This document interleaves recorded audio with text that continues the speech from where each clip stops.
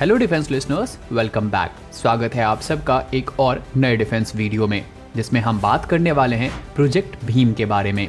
ये प्रोजेक्ट साल 1990 में स्टार्ट किया गया था, जिसके तहत भारत को सेल्फ प्रोपेल्ड हॉवित्जर की कैटेगरी में आत्मनिर्भर बनाना था। बट गेस व्हाट, आज 34 ईयर के बाद भी ये प्रोजेक्ट पूरा नहीं हो पाया है। हालांकि इसके अलग अलग रीज़न हैं और उसे हम आगे वीडियो में डिस्कस करेंगे, लेकिन 34 ईयर तक एक प्रोजेक्ट का एक ही जगह अटके रहना हमारे डिसीजन मेकिंग में जो फ्लॉज हैं उसे शो करती है।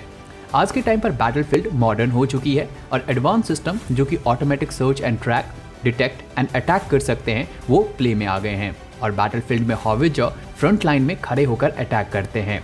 रशिया यूक्रेन वॉर को अब लगभग 2 साल से ज़्यादा हो चुका है और जिस तरीके से इस वॉर में ड्रोन ने टोड हॉवित्जर्स की धज्जियां उड़ाई हैं, सेल्फ प्रोपेल्ड हॉवित्जर की इंपॉर्टेंस अपने आप बहुत ज़्यादा बढ़ चुका है, क्योंकि ये सिस्टम अटैक करके आसानी से मनूवर परफॉर्म कर सकता है।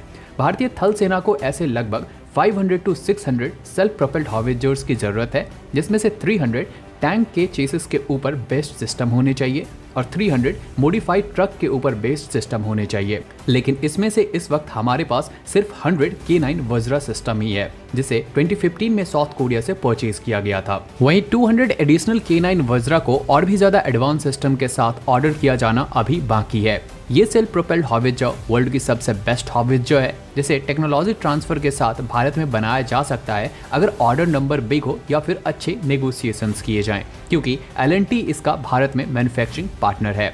वहीं MGS यानी कि माउंटेड गन सिस्टम की रिक्वायरमेंट इंडिजीनियसली ही पूरा हो सकती है, क्योंकि DRDO ने इसे ऑलरेडी डेवलप कर लिया है, बस ऑर्डर करने की देर है। लेकिन प्रोजेक्ट भीम इस सब में कहीं खो गया है। साल 1990 में जब इस प्रोजेक्ट भीम को इनिशिएट किया गया था, तब प्लान ये था कि अर्जुन टैंक के चेसिस के ऊपर साउथ कोरियन कंपनी डैनल की T6 टर्रेट को माउंट करके ये सिस्टम बनाया जाएगा, जिसे DRDO डेवलप करेगी और साउथ कोरियन फर्म इसका सुपरविजन करेगा। इसके ठीक 8 साल बाद ये सिस्टम बनकर रेडी भी हो गया और साल 1998 और 1999 में इसके सक्सेसफुल ट्रायल भी कंप्लीट कर लिए गए। लेकिन उसके बाद साउथ कोरियन कंपनी के ऊपर भारत में बैन लग गया और नेक्स्ट 10 ईयर के लिए गवर्नमेंट ने इस कंपनी को ब्लैकलिस्ट कर दिया और तब से अब तक ये प्रोजेक्ट वहीं अटका हुआ है। उस वक्त भी इंडियन आर्मी को 400 सेल्फ प्रोपेल्ड हॉवित्जर्स की जरूरत थी और आज भी है। फर्क सिर्फ इतना आया है कि 400 हॉवित्जर्स के बाद जो रिक्वायरमेंट थी उसे K9 वज्रा की 100 यूनिट को परचेज करके किसी तरीके से बैलेंस आउट किया गया है।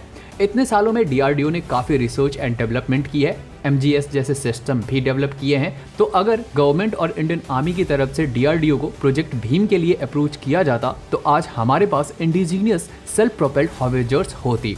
अगर मैं आपको भीम की स्पेसिफिकेशंस बताऊं तो ये K9 से परफॉर्मेंस के मामले में बिल्कुल भी कम नहीं है। इसका वेट 1998 में 54 टन था, जिसे इस वक्त कम किया जा सकता है क्योंकि अभी हमारे पास एडवांस मटेरियल मौजूद है। मैक्सिमम फायरिंग रेंज 52 किलोमीटर और इसकी ऑपरेशनल रेंज 450 किलोमीटर की थी।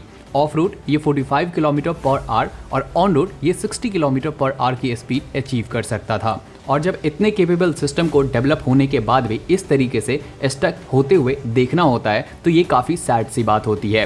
वैसे अब इस प्रोजेक्ट को शायद ही रिवाइव किया जाए, क्योंकि अगर K9 के एडिशनल ऑर्डर होंगे तो वहाँ पर टेक्नोलॉजी ट्रांसफर जरूर हो जाएगी और इंडिजीनियस कंटेंट तो वैसे भी K9 में 60% के आसपास इस वक्त भी है, तो इसे 80 to 90% अचीव करना कोई बहुत बड़ी बात नहीं है। तो ये थी आज की वीडियो। उम्मीद है आपको ये वीडियो इन्फॉर्मेटिव लगी होगी। अगर लगी हो तो वीडियो को लाइक करें, शेयर करें और चैनल पर नए हैं तो चैनल को सब्सक्राइब कर लें। जय हिंद।